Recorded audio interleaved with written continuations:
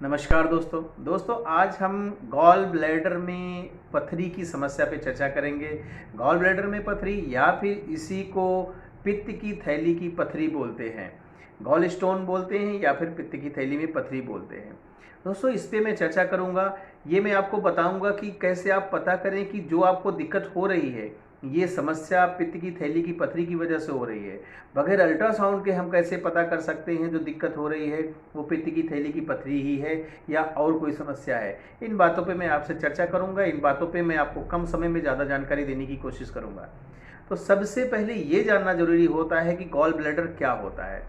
दोस्तों हमारे पेट में राइट साइड में लीवर होता है और लीवर के ही जस्ट नीचे एक लटकने वाली ग्रंथि होती है या एक लटकने वाला बैग होता है जिसका काम होता है लीवर से निकलने वाले बाइल का स्टोरेज करना। और यही बाइल यही पित्त जब हम खाना खाते हैं या हमारे पाचन में सहायक होता है और जब ज़रूरत लगती है यही गॉल ब्लैडर से कॉन्ट्रैक्ट होके यही बाइल नीचे नातों में जाता है और खाने को पचाने में काम करता है या हेल्प करता है। ये गॉल ब्लैडर का वर्क होता है। किन्हीं कारणों की वजह से इसी बाइल में जो है थिकनेस आ जाती है या बाइल कंसंट्रेट होने लगता है या फिर और आसान शब्द में बताएं यही बाइल जमा होने लगता है गॉल ब्लैडर में, जो धीरे धीरे करके डिपॉजिट होते होते ये पित्त की थैली की अब पथरी का रूप ले लेता है या पत्थर बन जाता है।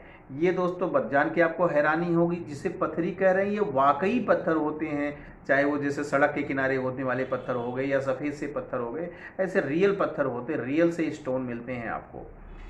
जिस भी पेशेंट को पथरी होती है, जिस भी पेशेंट को पत्थर है गॉल ब्लैडर में, उसके कुछ सिम्टम्स आते हैं, लक्षण आते हैं। ये लक्षण बहुत ही इंपॉर्टेंट होते हैं।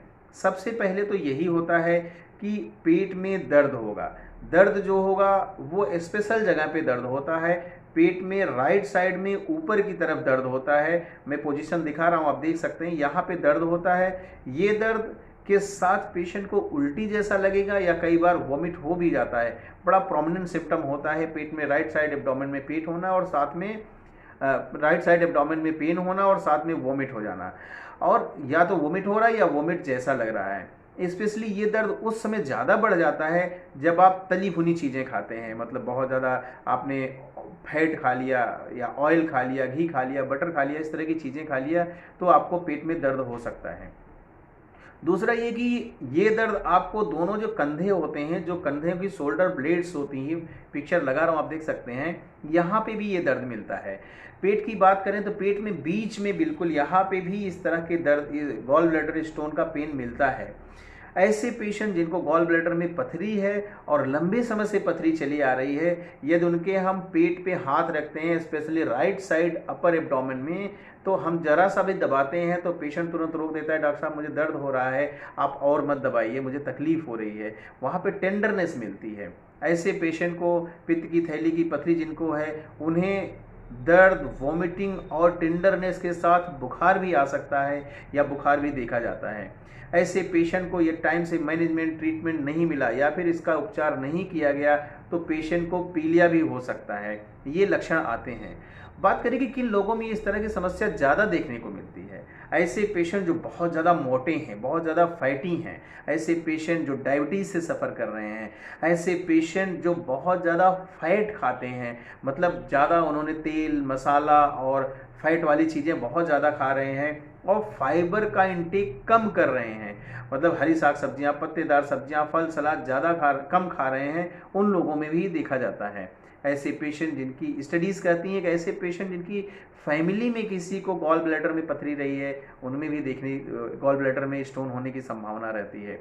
ऐसे पेशेंट जो या ऐसी माताएं बहनें जो किसी कारणों की वजह से हार्मोनल थेरेपी ले रही हैं, हार्मोनल दवाइयाँ खा रही हैं, या फिर ऐसी माताएं बहनें जो प्रेगनेंसी को ख़त्म करने की या प्रेगनेंसी रोकने की दवाई खाती हैं, उन लोगों में भी खूब देखने को मिलता है। या फिर ऐसे पेशेंट जिनको लीवर में कोई समस्या चल रही है उनमें भी इस तरह के स्टोन होने की संभावना ज़्यादा रहती है या ऐसे लोग रिस्क फैक्टर में आते हैं।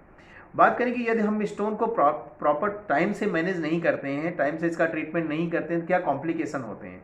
अगर कॉम्प्लिकेशन की बात करें तो सबसे पहला कॉम्प्लिकेशन यही होता है कि वो स्टोन आप ब्लॉकेज कर सकता है नली का, वो चाहे पित्त की थैली का ही ब्लॉकेज कर दे, या फिर अगर मल्टीपल स्टोन है तो नीचे फिसल के आएगा और सीबीडी में ब्लॉकेज कर देगा, जिससे पेशेंट को पीलिया हो जाता है, जिसको ऑब्स्ट्रक्टिव जॉन्डिस बोलते हैं। यही स्टोन यदि नीचे फिसल के आता है तो ये एक पैनक्रेटाइटिस करके डिजीज़ होती है, पैनक्रियाज का इन्फेक्शन या इन्फ्लामेशन कर देता है, जो पैनक्रेटाइटिस कहलाता है। ये एक बहुत ही खतरनाक और ख़राब बीमारी होती है दोस्तों, या फिर मैं कहूँ कि ये एक जानलेवा बीमारी होती है। तीसरा सबसे मेजर कॉम्प्लिकेशन जो होता है वो ये होता है कि अगर लाइफ टाइम से ये मैनेज नहीं किया गया तो पित्त की थैली का कैंसर हो जाता है, और ये बहुत ही डेंजरस होता है दोस्तों। थैंक यू, आशा करता हूँ कि वीडियो पसंद आया होगा दोस्तों। बहुत ही इंपॉर्टेंट जानकारी है, आप अपने जानने वाले चाहने वालों के साथ शेयर करके भी उनको भी फ़ायदा दिला सकते हैं दोस्तों। Thank you, thanks for watching.